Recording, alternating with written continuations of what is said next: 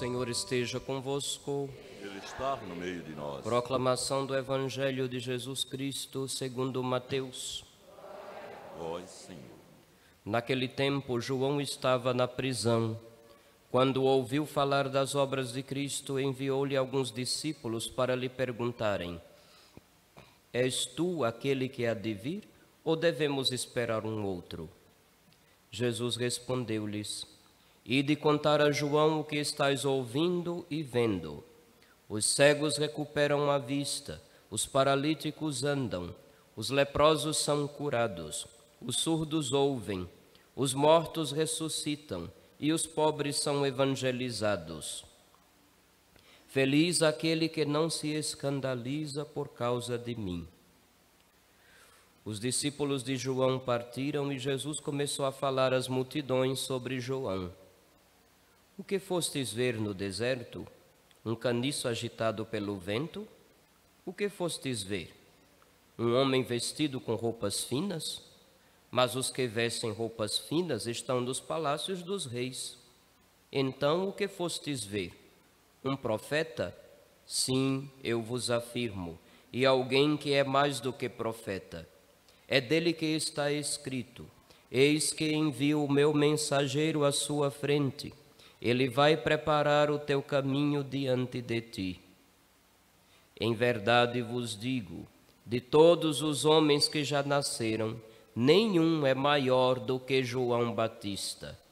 No entanto, o menor no reino dos céus é maior do que ele. Palavra da salvação. Glória a vós, Senhor. Per evangelica dicta deleantur nostra delicta. Filhos, o terceiro domingo do Advento é conhecido como Domingo Gaudete. Essa é uma expressão em latim que significa alegrai-vos. Por isso que o canto de entrada necessariamente nos remete a essas mesmas palavras. Alegrai-vos, pois ele está perto. Por isso que no dia de hoje o roxo é atenuado com a cor de rosa. Mensagem de alegria num mundo que só nos dá desgosto e tristeza. Como falar isso? Como falar de alegria num mundo de injustiças? Como falar de alegria num mundo em que a mentira sempre prevalece em favor dos grandes e os pobres sempre são deixados de fora de tudo? Como falar de alegria quando de novo a seleção brasileira decepciona todo mundo? E não vemos dizer, a capa foi comprada, o povo já está tão saturado de corrupção que acha que até jogo de futebol é comprado. Sou inocente, viu? Eu não entendo nada de política e muito menos ainda de futebol. Pois bem, como falar de alegria se temos motivos de sobra para chorar? Como falar de alegria se às vezes uma preocupação com alguém que a gente ama tanto nos tira a paz? Como falar de alegria quando você, chegando o fim do mês, faz as contas e o que tem não é suficiente para pagar? Digo isso porque às vezes as pessoas confundem euforia com alegria. O que é euforia? Euforia é uma dose de adrenalina que o cérebro joga no seu organismo quando você experimenta uma sensação boa. Por exemplo, se o time, não foi o caso do Brasil, faz um gol e ganha o jogo, você pula, você grita. Se você tomou umas, vai até abraçar e beijar até o marmanjo que está do lado, fedendo igualmente a cachaça. Tudo isso acontece por euforia. Por euforia, muita gente corre atrás de um trio elétrico e pula, pula, pula, pula, pula, pula, pula e não sente cansaço. Por euforia, você grita uhul com alguma coisa que você queria muito e conseguiu. Porém, isso passa. Passa, porque depois o choque da realidade vai voltar, com todas essas coisas que eu citei primeiro. A doença, A dor nos quartos, a insônia, a preocupação, as contas a pagar, as cobranças. Não confunda euforia com alegria. Embora a verdadeira alegria possa nos deixar eufóricos em alguns momentos, isso é normal. Nós somos seres humanos, nós não somos anjos.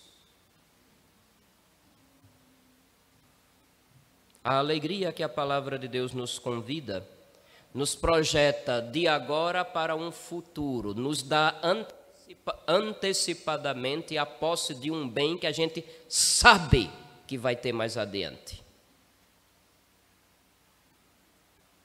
Quando você está se esforçando em um determinado projeto e por conta disso sabe que logo mais adiante terá um bem, você se entrega com toda a garra àquele projeto. Ou vai dizer que você nunca passou por isso na sua vida? Nunca passou? Quando aquele projeto precisa ser partilhado e parece que só você acredita que vai dar certo e os outros todos estão dizendo que nada, isso é besteira, está perdendo tempo, o povo daqui não quer nada não, nada daqui vai para frente, que besteira, o idiota lá fazendo todo, ninguém está nem aí para ele. Já passaram por alguma... Não, isso não acontece em Laranjeiras, né? É só no Caribe. Tá. Mês que vem eu estarei completando 23 anos de ordenação sacerdotal. E digo para vocês, foi raríssimo o momento que a gente tenha abraçado um projeto e uma comunidade tenha partilhado 100%. Raríssimo. Eu acho que os dedos de uma mão são mais do que contar as vezes em que lançamos um determinado projeto de qualquer natureza, seja ele social, pastoral, material, estrutural, o que for, para que a comunidade inteira abraçar de verdade. Raríssimas vezes. Na maioria das vezes a gente só recebia um balde de água gelada, de pessoas que parece que não creem na providência, não acreditam de que Deus lhes deu a graça para que sejam capazes de um bem que ultrapassa aqueles cálculos que você faz fazendo as contas no fim do mês. A alegria de quem sabe que Deus está com a gente. Advento é assim, é vinda. A gente se prepara para comemorar a primeira vinda de nosso Senhor, quando nasceu em Belém. A gente é advertido para se preparar para a vinda última e definitiva do Senhor no fim dos tempos, mas parece que a gente não se dá conta daquelas vindas do Senhor no kairos da nossa vida, nas oportunidades da nossa vida, e isso tem acontecido muito. Ele está no meio de nós.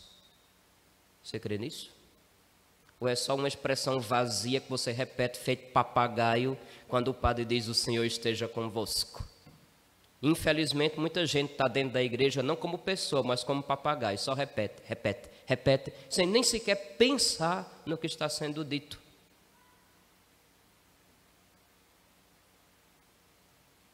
Você realmente crê que Ele está no meio de nós? Se você crê, por que essa cara de mamão macho? Assim, para baixo. Sabe como é mamão macho, né? Ou vocês não conhecem isso? Não tem aqui em Laranjeiras, né?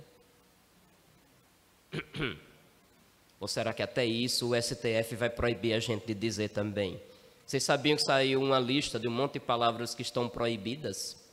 Pois é. Se você tem uma dúvida, eu vou tirar uma dúvida sua, eu não posso mais dizer que eu vou lhe esclarecer. E isso está tendo conotação estranha. Até isso está sendo proibido. Imagina só o nível de imbecilidade a que chegou nossa sociedade. Paciência. Mas vamos lá. Você acredita mesmo que Ele está no meio de nós?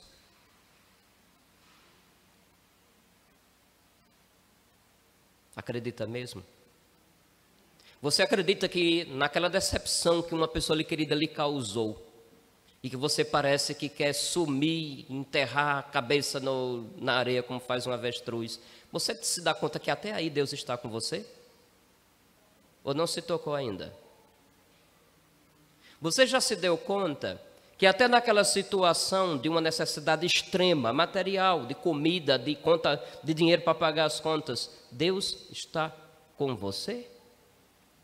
Porém, é bom lembrar, Deus não é o gênio da lâmpada de Aladim.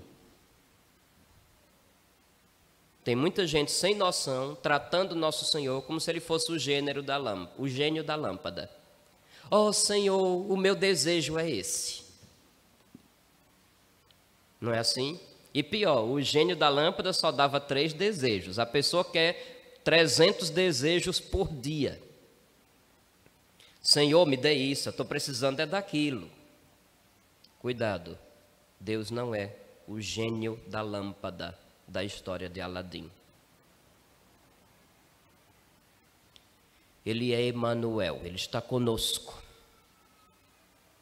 Porém, ele não vai ocupar o nosso lugar naquilo que é estritamente responsabilidade nossa. E aquela obra que é conjunta, porque Deus, a única coisa que ele fez sozinho foi a criação do mundo. E depois disso, o entregar-se para resgatar o mundo, quando morreu numa cruz. Foram as únicas coisas que ele fez só. O resto, tudo, ele precisou de alguém. E ele continua querendo precisar. Não é tapa-buracos. Vocês já devem estar cansados de me ouvirem falar que nós os cristãos, somos uma religião de aliança. E eu vou repetir isso aqui de novo. E o que isso quer dizer? Ele se compromete conosco, mas a obra só vai acontecer à medida que nós também nos comprometermos com ele. Do contrário, não adianta esfregar a lâmpada do Aladim e dizer, eu desejo. Não adianta vir para celebrações onde se provocam emoções e no meio da euforia causada pela emoção, Jesus está aqui, me arrepiei, eu agora vou conseguir tudo o que eu quero. Não é assim não. Tomem cuidado. Tirando a obra da criação e da redenção, o resto tudo ele quer precisar. Ele quer fazer parceria.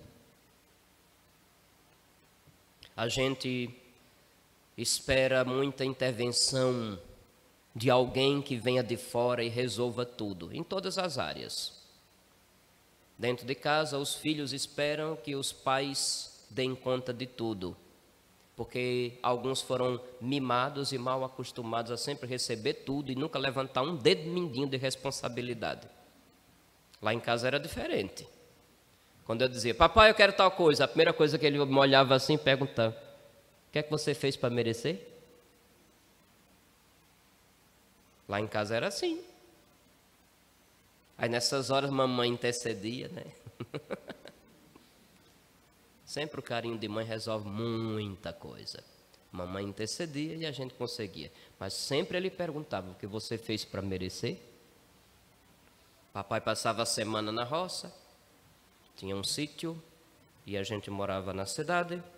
Ali pequenininho, tinha que estudar, dar conta do estudo e não tinha auxílio, nem bolsa, nem nada, viu? E não tinha um almoço 9h30 da manhã, como eu vejo a merenda daqui. Não era assim, não.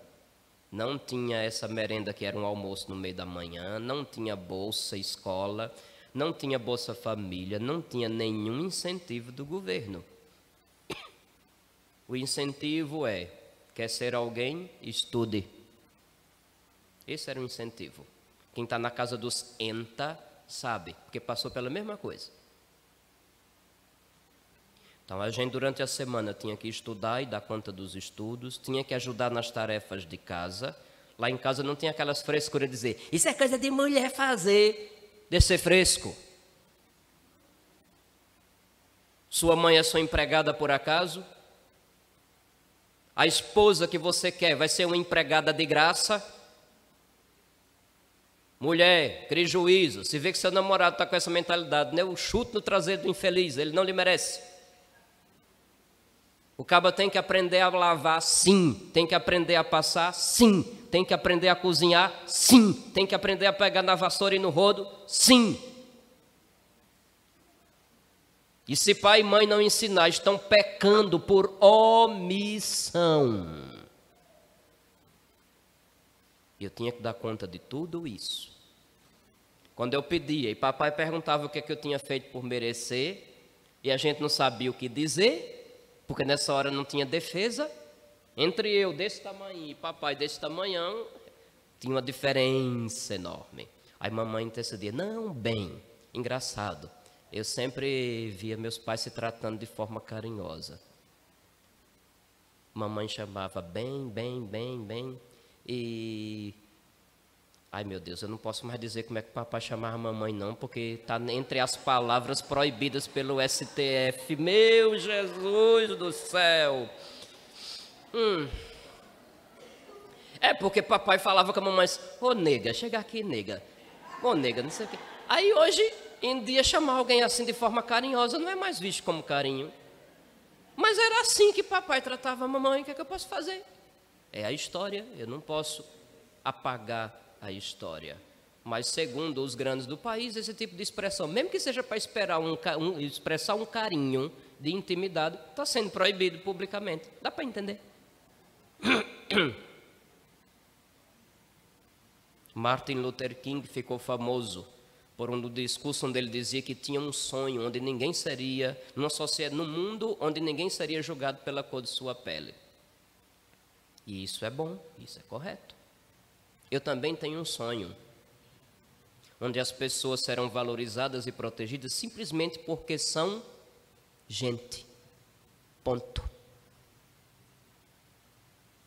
Sem privilégios para um ou para outro, porque tem classe, porque tem cor. Eu sonho com um dia onde se vai celebrar a consciência humana. Não a consciência branca, negra, índia, amarela, o que for. Quando celebrar a consciência humana, aí sim, a humanidade realmente evoluiu. Mas enquanto esse dia não chega, a gente tem que tentar conviver com esse mundo fresco. Então, olha, a gente se desvia tanta coisa, né? Então, aliança, isso tudo para vocês entenderem o que é aliança, viu? Cresci assim. Papai, me dê tal coisa. Ele olhava, o que é que você fez por merecer? A gente não tinha coragem de dizer nada. Aí mamãe chegava e dizia, bem, o menino está se esforçando, ele está estudando direitinho, as notas são boas. E ai da gente se tirasse nota ruim, que papai tirava da escola e botava para puxar cobra para os pés com a enxada. É assim que se dizia lá no sertão. Aí mamãe intercedia, papai via que a gente realmente estava fazendo por onde e as ajudas chegavam. Lá em casa funcionava desse jeito. E ninguém cresceu traumatizado, dizendo, meu pai não me ama. Teve isso não. Aliança é isso. O pai realmente quer o melhor para nós. Porém, o melhor, eu já falei de outras vezes, quem define o que é o bem e o mal não sou eu nem você, é ele. E liberdade é entre os bens escolher o melhor. Você tem autoridade suficiente para definir o que é entre os bens o melhor? Se você não submete os seus desejos a uma vontade de Deus, você vai quebrar a cara, você vai ser mais um infeliz na história. Porque se você procura os motivos de sua felicidade e alegria em outras coisas que não levam Deus em consideração, que não levam o sumo bem em consideração, você vai quebrar a cara. Alegria tem a ver com uma esperança, que não fica apenas aguardando um futuro hipotético. Alegria tem a ver com aquela esperança de certeza que vai acontecer. Mas uma certeza de que vai acontecer se você também assumir a sua parte na aliança. Se não assumiu e espera que Deus faça um milagre igual o gênio da lâmpada, como diria lá no sertão, será que eu posso usar essa expressão também? Acho que não estava na lista dos grandes, não. Se você só espera que Deus faça tudo, não faz nada, lascou-se.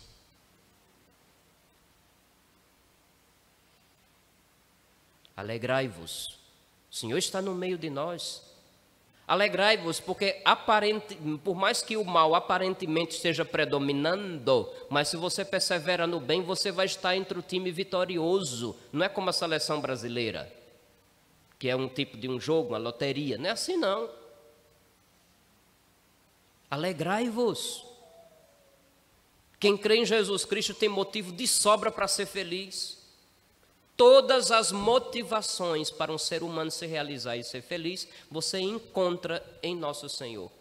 Se tentar procurar fora dele, vai se decepcionar. Talvez experimente alguma euforia, aquela ilusão que minha vida aparentemente está boa porque eu tenho isso, porque eu tenho aquilo. Aí de repente, numa primeira tribulação, aquele que era seu amigo de farra desaparece, não quer saber de você. Arruma sempre uma desculpa. Aí depois, na hora do sufoco, aquela pessoa que supostamente diz, pode contar comigo para o que der, pode estar passando pelo mesmo sufoco e não vai ter como lhe ajudar. Então, se você coloca nessas expectativas materiais o seu projeto de felicidade, está perdido. E o problema é que alguns, às vezes, abraçam um projeto material de felicidade, colocamos Deus como fator principal para alcançar isso. Não é por aí o caminho. Alegrai-vos, Ele está no meio de nós. Você tem motivo suficiente para encarar a dor, o sofrimento, para encarar a dificuldade, para encarar uma incompreensão, para encarar uma piadinha, para encarar alguém que olha para você como quem vai fuzilá-lo. A gente se sente triste nessas ocasiões, mas eu me sinto triste pela pessoa que está daquele jeito, não por mim. Porque se uma pessoa precisou fechar a cara para o outro porque não correspondeu às suas expectativas, paciência. A gente não tem que agradar todo mundo. Desista disso. Quem procura agradar todo mundo só consegue agradar os infernos. E muitas vezes alguns nãos são necessários. Alegrai-vos, Ele está no meio de nós. Se nosso Senhor está com a gente, que procura fazer a vontade dEle, tem alegria maior do que você examinar sua consciência e perceber que está em estado de graça? Repito, tem alegria maior do que você examinar a sua consciência e se ver em estado de graça? Vocês já fizeram alguma vez aquele exercício que eu já várias vezes falei aqui? Comece o dia com um propósito. Qual é a sua agenda para amanhã? Vamos dar uma receita. Tarefa de casa. Qual é a sua agenda para amanhã? Qual é o horário que você está programando acordar? Qual será a sua primeira atividade do dia? Qual será a sua principal atividade do dia? No seu trabalho, o que pode estar lhe esperando amanhã? Na escola, o que pode estar esperando amanhã? Os corinhos já estão dizendo, a prova. Né? Quem ainda não está de férias? O que lhe aguarda amanhã? O que está programado para amanhã? Nos desafios que você vai ter amanhã, qual é a atitude que você vai precisar tomar, por mais que seja mais esforçada ainda, para que você viva o bem, para que você pratique um ato de amor, para que você permaneça na graça de Deus, para que você não se arrependa no fim do dia? Que atitude você precisa tomar na sua agenda amanhã? Pense isso logo de manhã, assim que acordar. Peça a ajuda de Deus, escolha uma virtude a quem você vai ter que se empenhar em praticar. E quando for no fim do dia, antes de dormir, sentado na cama, você pergunte-se: hoje eu amei? Aquele propósito que eu fiz de manhã, eu dei conta do recado? Qual foi o bem que eu pratiquei hoje? E procure lembrar. Lembre, desde a hora que você acordou, até aquele momento está indo dormir de novo. Eu não sei se você já fez isso, ou se algum dia vai fazer, talvez aconteça o que já aconteceu comigo várias vezes. Eu começo a pensar, vai passando, aí vem aquelas pessoas horríveis que eu tive que encontrar. Aí vem aqueles problemas que em Laranjeiras aqui é um poço, todo dia nasce um problema novo. Aqueles problemas que vêm para infernizar a cabeça da gente. Aí vem as contas que eu tive que pagar, as lembranças do dia, isso. O calor que eu tive que suportar. Uma pessoa sem noção dizendo um monte de besteira do lado. Outro que eu tive que ensinar, outro que eu tive que corrigir. Outro que fechou com a minha cara porque não gostou de alguma coisa. Então, nesse emaranhado todo, eu tenho que filtrar. Nisso tudo, como eu agi, como eu reagi. Isso não demora muito não, viu? É coisa de poucos segundos. É verdade. Porque o filme do que a gente viveu passa assim, ó, bem rapidinho. Você vai notar uma coisa interessante. Quando você lembrar de que realmente naquele dia fez um ato de amor, meus filhos, isso dá uma satisfação tão gostosa, que imediatamente a nossa oração da noite se transforma numa ação de graças. É automático. E a gente vai dormir com aquela vontade de no outro dia continuar, não desistir, perseverar, enfrentar tudo. Porque a graça dele nos tornou capazes do bem. Isso é gostoso demais. Quem fizer esse exercício todo santo dia estará praticando a vigilância, que foi o tema dos domingos passados do Advento. Quando você percebe que fez uma coisa boa, mas com aquela cara emburrada, sem aquela disposição, aí sua oração espontaneamente se transforma numa prece. Uma prece por aquela pessoa, para que encontre um bem melhor do que aquele que eu ofereci.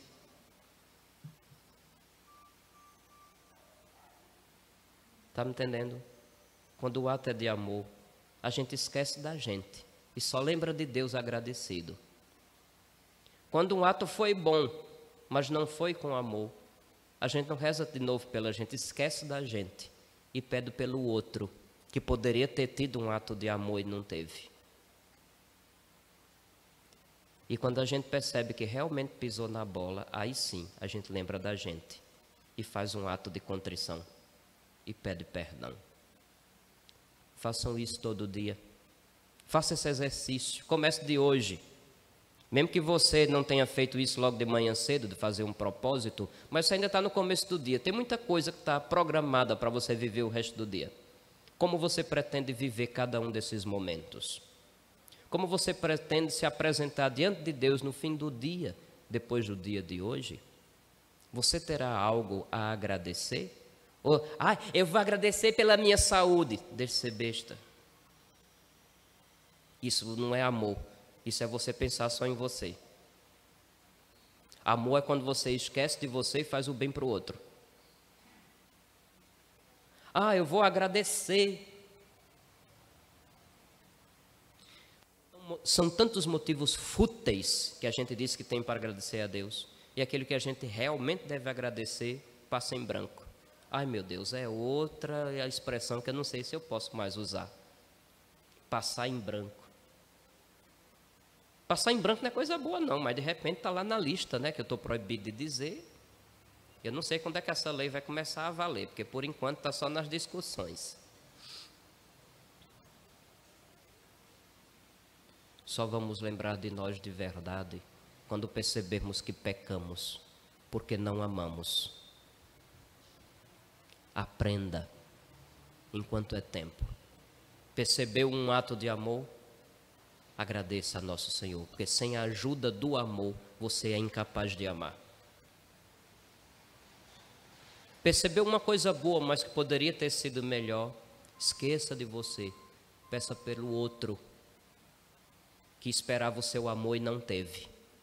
para que ele encontre alguém que faça a diferença, já que você não fez. Percebeu uma pisada na bola, um pecado, uma queda, aí sim, joelho no chão, bata no peito e diga: Senhor, tenha misericórdia. Que eu possa corrigir o meu erro, que eu possa ter uma oportunidade de reconciliação. Se a coisa foi grave, me dê a graça de uma santa confissão o mais breve possível. Fala nisso, qual foi a última vez que você se confessou? Não responda. Ele está no meio de nós. Repito, nele nós encontramos todos os motivos de felicidade. Você está procurando outro canto, então se vire. Mas a experiência de 2 milênios de história com uma multidão de santos e santas que eu conheço me provam e comprovam que fora de nosso Senhor Jesus Cristo não há felicidade, não há verdadeira alegria. Alegrai-vos, Ele está no meio de nós. Você tem todo motivo para ser feliz. Se não está sendo, a culpa é sua. E que Ele olhe para nós com misericórdia, como é próprio da natureza dEle. Louvado seja nosso Senhor Jesus Cristo.